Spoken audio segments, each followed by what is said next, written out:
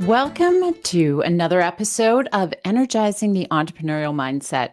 This series is where we explore the real behind the scenes stories of entrepreneurship, the decisions, the challenges, and the mindset shifts that help you grow both personally and professionally. Today's conversation is one that brings me right back to my own journey and where it began.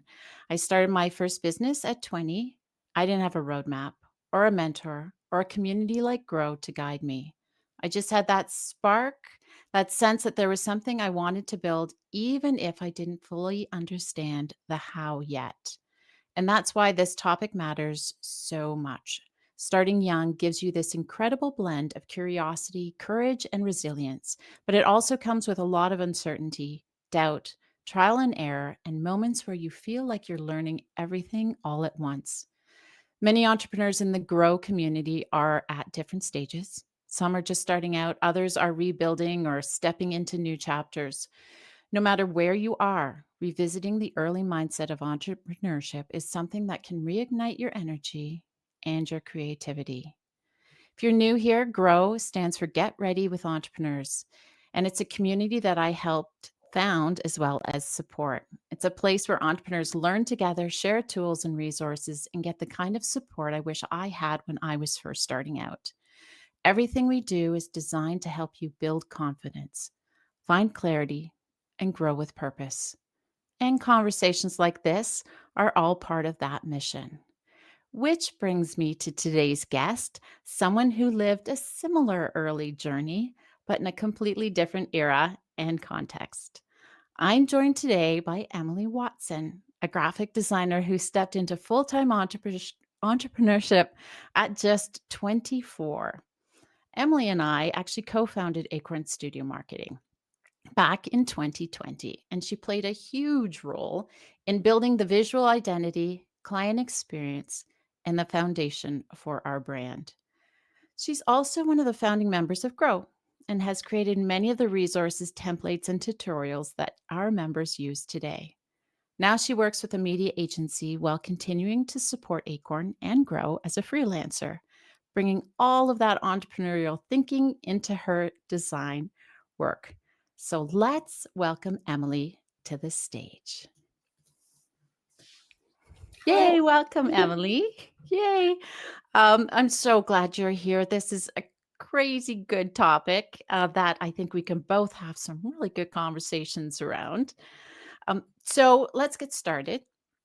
Talk to me about your early days, your entrepreneurship, that journey that got you started. Well, I think it started a little bit earlier than the age of 24. I feel like I was born into the world of entrepreneurship with both parents being pretty hardcore entrepreneurs. So it just felt very normal, a very normal path to take.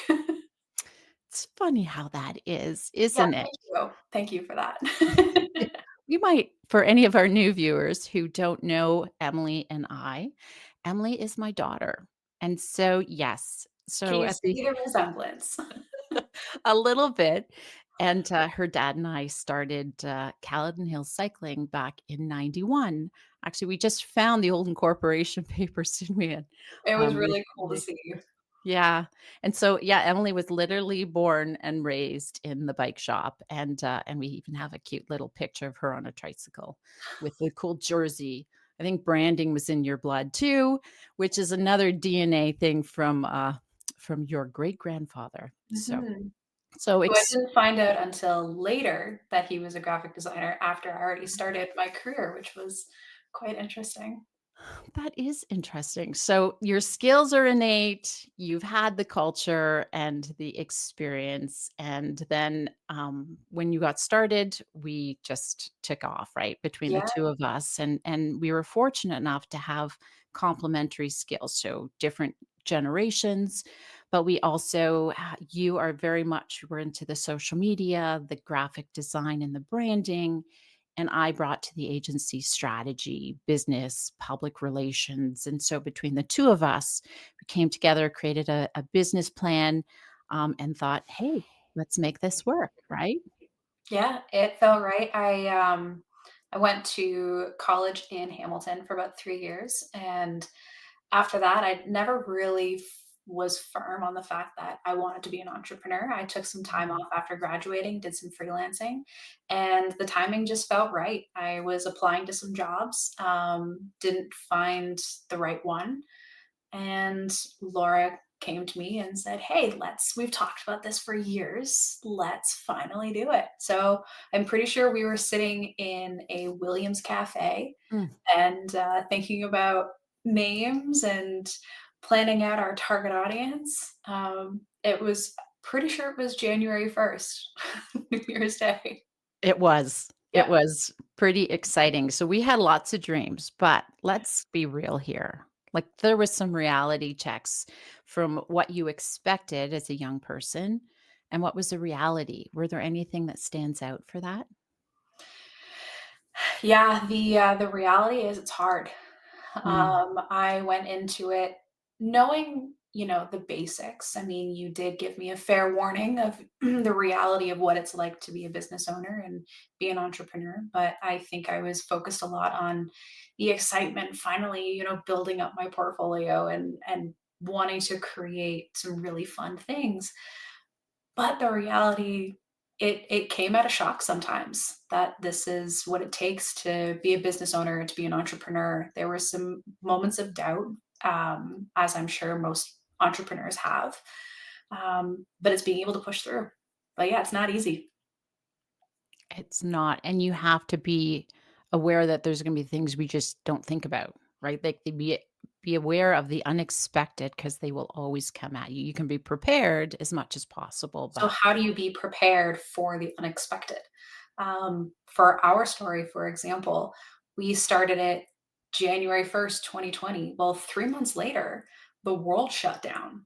And Mm. we heard about it in the news. We weren't really sure what was going to come of it. The benefit for us is it did take off, but the after effects of COVID and everybody going back to work, that's where we really had to shift. And we couldn't have predicted that, just like how we couldn't have predicted a world shutdown. That's true. That's true, and you do what you can do and be prepared. We also took off quickly. Did we have our plan as well in place? I mean, it's all Probably about not as well as it should have been. what should, woulda, coulda, and this is where you gotta do the best you can do, live on the edge, be prepared, and then be agile and flexible, right? Absolutely. Yeah, and I do believe fully, strongly that you need a plan, a business plan, and as much as I say I wasn't prepared when we started the bike shop, in my introduction, I did have a business plan. I had a clear mission statement and we created the bike shop and in the way we wanted. So that plan allowed me to be as agile as possible at the bike shop because you had a foundation of a mission statement. And that was one of the things we were very clear about when we started was our business was to support the mountain biker. So anytime we were thinking of a new product or service, it went against that mission statement as a test to see if it's supportive or not. And you and I, when we started, we had that. We were very clear on who we served, the entrepreneur, the impact focused, heart centered entrepreneur that wanted to make a difference. And to this day, right, we still do Mhm. that. So that foundation is still there. And I will say I'm grateful that I did have you because you've Mhm. done this before. Whereas if I was starting on my own, there's a chance that I might not have made it the first year. I never would have known to think of the unexpected, to have those plans. And I think anybody going into the entrepreneur world needs to understand having that plan can prevent a lot of disaster. Is there, and we're going to talk about lessons learned, but Yeah. are there anything that you wish you had done differently that would have helped prepare you for this reality? I don't think there's anything I would have done differently. I There's so many things that I could have learned, but the reality is I can't learn everything. Mhm, And I think if I was more prepared, I probably wouldn't have had the outcome that we had and the learning opportunities. mhm. I think you gave me a really good understanding. as much as you could, but nothing would have been able to teach me unless I experienced it myself. And you were courageous enough to get started, and we revisited things often, right? And A so we shifted. lot. So do learn, adapt, do learn, adapt. That was a Mhm. constant thing that we communicated consistently to. And we're clear and open and made sure that our culture, even if there was just two of us, was very open and communicative. And we kept our, expectations were on the table, right? Absolutely. Okay, let's jump into the highs and lows of entrepreneurship. What parts did you love and maybe not love so much? There were a lot of highs, a lot of lows that turned into highs, and a lot of highs that turned into lows. Um, I will say some of the highs were being able to work on projects that I have dreamed about working on, creating websites and brand materials, and being able to build my process and getting faster and better at what I actually wanted to do, what I studied in school, what I dreamed of becoming. Um, that was amazing, and getting to meet so many people and experiencing so many things, like the amount of conferences that we had the opportunity to go to and events. That was incredible. I loved all of that. Um, some of the lows were the amount of work that you have to do, the time and the effort that you have to commit to your business, and understanding that you might have built the business to be something, but you might only have 25% of the time actually doing that. The rest is building the business and finding clients and just putting in the time. Um, that was a really big pill to swallow. Is all of the hats that you have to wear, and then some of the highs going into it that turned into lows. Some things that I loved doing and I was so excited for, I had to do all the time, which kind of killed the spark. I hate to say it, but for example, social media. Like I loved doing social media for myself. I loved doing it for clients, but it became so much. I had to do it all the time and always be on it, and it kind of killed the joy of Mm. doing it, which sucks. But it is what it is.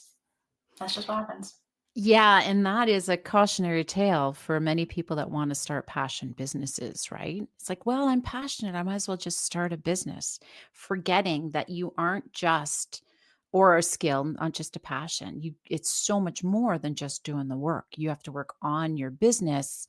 And I know for us, there was always a saying in our industry with the cycling, the bike shop. We always said, if you want to not like cycling anymore, just start a business, a bike shop, because it's hard. Every day you have to show up. Now, it took 20 years for me to stop loving the cycling where it was becoming a chore. And we decided when you stop loving it, time to move on. And we did move on. And I still love cycling, but it's hard when you have to deal with all the stuff that's not just your bikes or whatever business that might be. Just be aware that it can happen, right? Mhm. You can Yeah, lose. and going back to our experience with social media, that's kind of what we did. So I fell out of love doing social media. I knew how to do the job. I knew how to do it well. So we brought people in to do it, and I taught them how to do it, and that's how we pivoted. Um, Mhm. and I think that's an important thing to do too. Is you can pivot.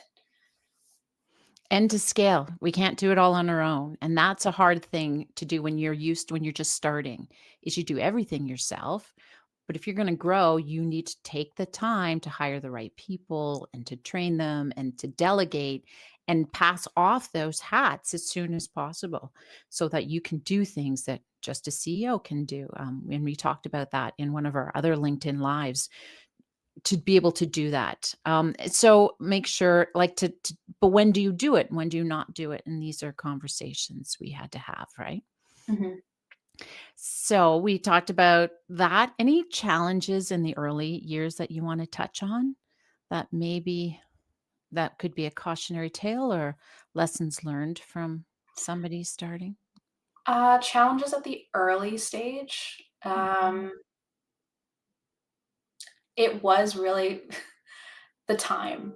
I Mm. didn't understand how much time went into it, and all of the learning of things that I didn't want to learn, like accounting Ah, and bookkeeping and all of the things that make up a business, I had to learn even though I didn't want to. We didn't have the opportunity to hire anyone at that time. We had to learn ourselves.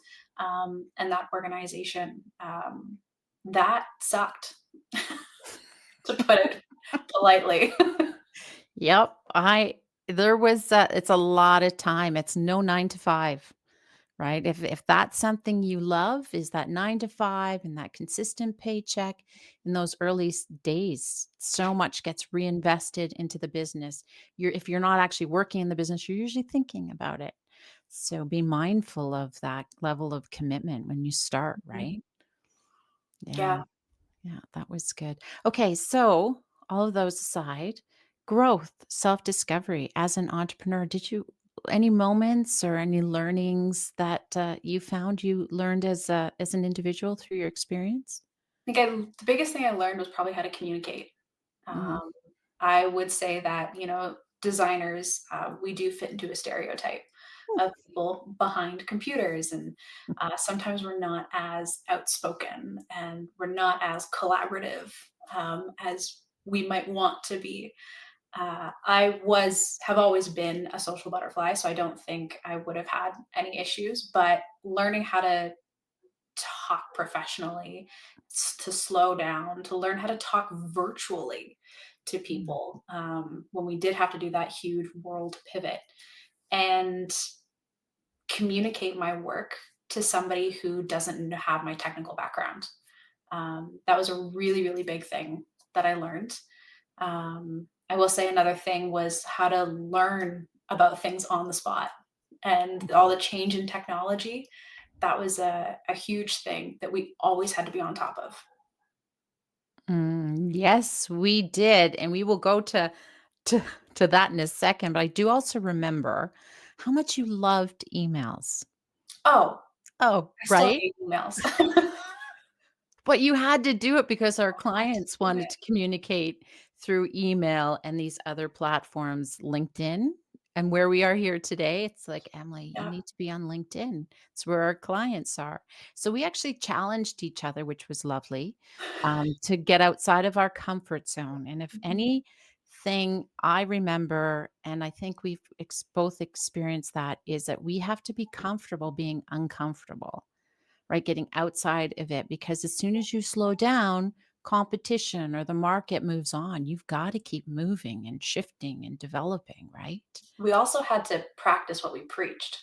Mm. We would tell all of our clients how important it was to be on social, to be everywhere. Not always everywhere, but in some of these core places. So if we didn't have time to show up, how can we push people to make time to show up? Like Yeah. that was a And lot. that's and we're consistently learning. Yep. It's a challenge, it's a journey, not a destination. Exactly. Now, when you did feel stretched um, and challenged, is there anything that you would do to help you stay focused or a moment that you were proud of? Like anything that a story that you can remember? No specific stories I think I can remember. I feel like I was stressed a lot. But I think it's important to remember that, you can take a breather. Like you can Mm. like stand up, walk away, and come back. Yeah. There are some things that can be put on hold temporarily.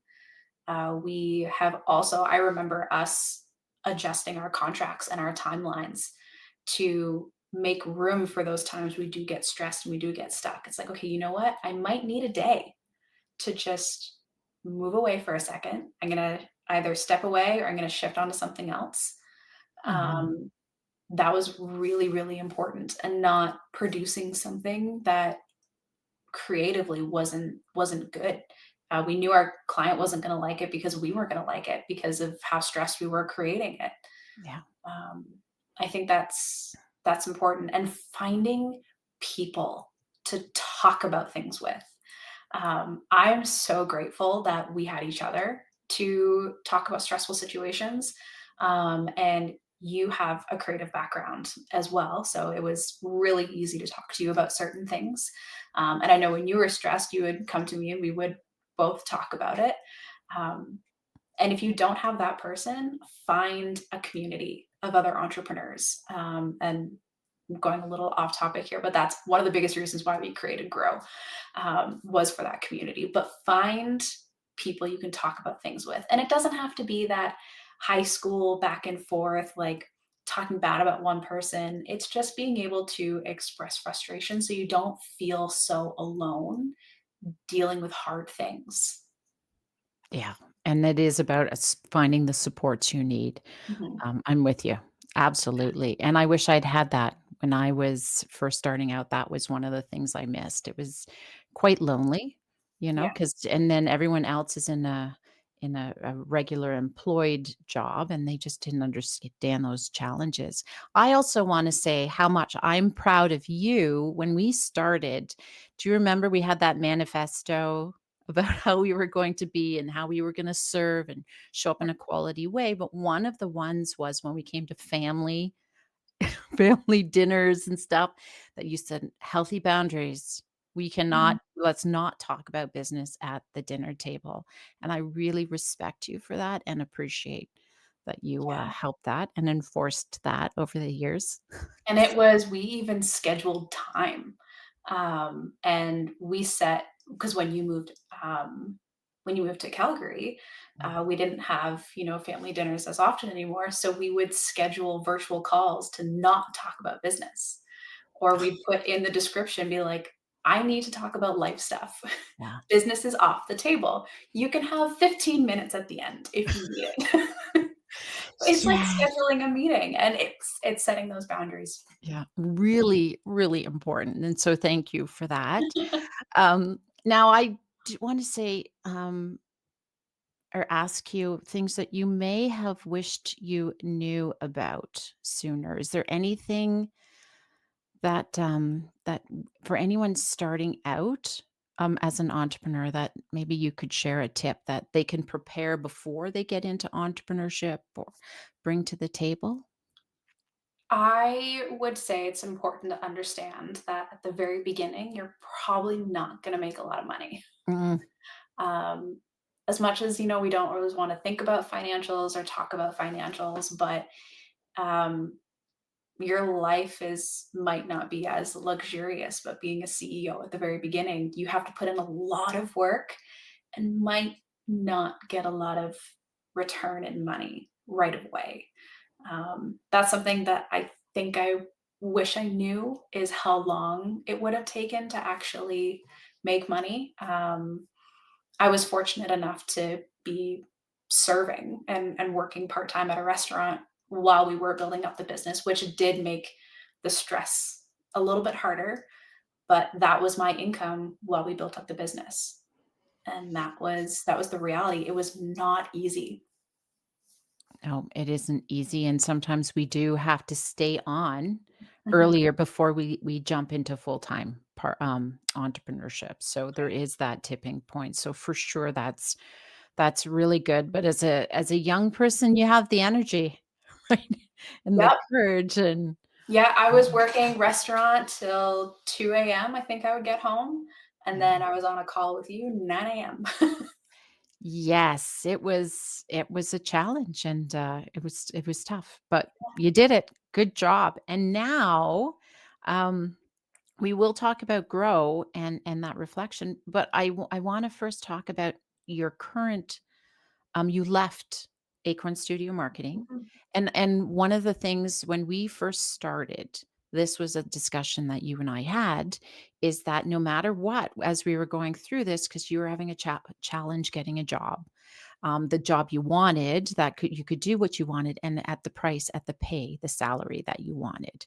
And so we mhm, said, well, let's start. And if nothing else, you can choose to stay in entrepreneurship or leave and go into that world. And in the meantime, we're going to build your portfolio. You're going to learn the business side. You're going to learn all of those things. We're going to learn technology and do all of this. And then at some point, if you want to leave entrepreneurship, you will be able to transition into that into a different role. So talk to me about that Yeah. transition. It wasn't an easy transition, going from full-time entrepreneur to working for somebody else. It was a really tough decision, but I we did talk about that at the very beginning is, my goal is to get to a place where I can go work for an agency. And, there would be some days where I was back and forth. It's like, maybe I don't need it. Maybe entrepreneurship is the way for me. And then some days was, I think it would be really nice to have this experience. And that is what I ended on is wanting to have that experience to work for a really large scale agency and work really close with other designers. Yeah, it wasn't an easy decision, but we did spend a lot of time. I did build up my portfolio, and I really think that's what helped me get this job, which I absolutely adore. It's amazing. I work with some really great people. But as a designer, your portfolio is everything. And Mm. having that visual representation of all of the work that you've done, designers can only go so far by creating fake projects for themselves. So having real projects, real jobs, that was really, really key. And I wouldn't have been able to get that if it wasn't for working with you and work like building up Acorn. Um, yeah, it was hard work, but we did it. You did it, but there were other things other than your portfolio that you learned as an Oh, entrepreneur yeah. that you've been able to transition. What are some of those key highlights? I would say being able to communicate with the rest of the team, right? We now have we have accounts team, we have a media team, we have a awesome video guy, and I have other designers that I work with. Being able to communicate them with them on a level to when we are starting projects or collaborating on projects, that's really, really important. And that was one of the first things that I noticed when I started is actually being able to communicate to the accounts team who now communicates to the client because I've been there and done that. I have talked to clients, I have explained my work, I have explained the process of a project. That was one of the first skills that I 100% knew transferred over. And the technology that Yeah. you've had a chance we explored. I mean, sometimes when as a new employee, you don't have that chance to explore all those technologies. And I mean, yes, we shut down for about a week learning ChatGPT in those We got early days. no work done. No work done, but we learned it. But there were the programs like project management. We used Asana. Mhm. We use, Miro, which I Yep. think you've introduced to some of your people. I'm kind of forcing everybody to use it now. I'm very excited. It's great, and all of those life lessons are just so Yeah. much more than just your skills, so, Mhm. I love that you can still do that, and founding member of Grow. You and I started that mostly as a drop-in, so people because they always wanted to, ask us questions about marketing. We just said, "Okay, let's get started," and we knew we wanted to meet other entrepreneurs, and, Yeah. I think we just made a label for it just so people can come in and they can say, "Oh, I'm joining Grow." Um, yeah, I think we knew we wanted to make something large scale. Mhm. Um, I don't think we were ready to do it at the time, and it just kind of took off like a lot of other things that we've done. It's been great. And it was very intentional, and this is where Mhm. it goes back to the roots of who we were and who we wanted to serve, and heart-centered, impact-focused, people that wanted to make a difference, and it was anything we did. So Grow was we wanted those people who wanted to support each other and collaborate, and we had templates we were already using with our clients. So, hey, let's just share them with other people, and then we collaborated with each other and we supported each other. And through some of those early stages, years, it was really nice to have that community. Yeah. Yeah. And it still is. I mean, we're so grateful for all the people in Grow and Emily for your time. And yes, anyone who wants, Emily has a ton of resources and templates in there. So if you want social media, graphic design, and it's continuing to grow, hence the Yeah. name. So that's exciting. So we are getting to time. Final takeaway, anything that you just would love all of our young entrepreneurs to know? Entrepreneurship is not something they teach in school. And uh, that I have given a lot of feedback actually back to my college saying, you know, that there is another path. You can become an entrepreneur. No sugarcoating. It's really hard. It is not an easy path, especially if you are doing it on your own. There is no way to make this sound like it's a walk in the park. You wear every single hat and you will be stressed out, but the rewards when you do get them, it is so like, it's so amazing. The projects that Laura and I have completed that I will forever have on my portfolio, I'm so proud of the work. And every stressful situation, every stressful client that we've had, um, it's a lesson, and it's something that I will always be able to transfer. I will always be able to remember that, and Laura and I always come back to it when we are thinking about the business and thinking about, you know, next projects and who we're gonna work with. Everything is a lesson, but it's not easy. Um, but stick to it. If you wanna do it, you'll stick to it. And stick to it, and you'll there'll be that dip. Push through. That's when the success when everyone else starts to fade away, right? Just keep pushing through, but strategically and analytically make sure you review everything. But still, I appreciate your honesty, Emily, and for joining us today and to share your journey so openly. I know so many people, especially early stage founders, will see themselves in your story, and hopefully we'll take some lessons learned and inspiration.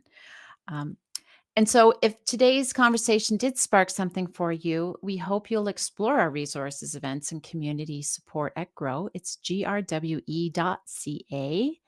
And if you are a Grow member, please do head over to our part of what we do is head over to the community at your link, and we're going to continue this discussion on getting started today. And it's always exciting and powerful. So if you haven't had a chance to learn more about our membership, please do check that out and join us for another VIP backstage.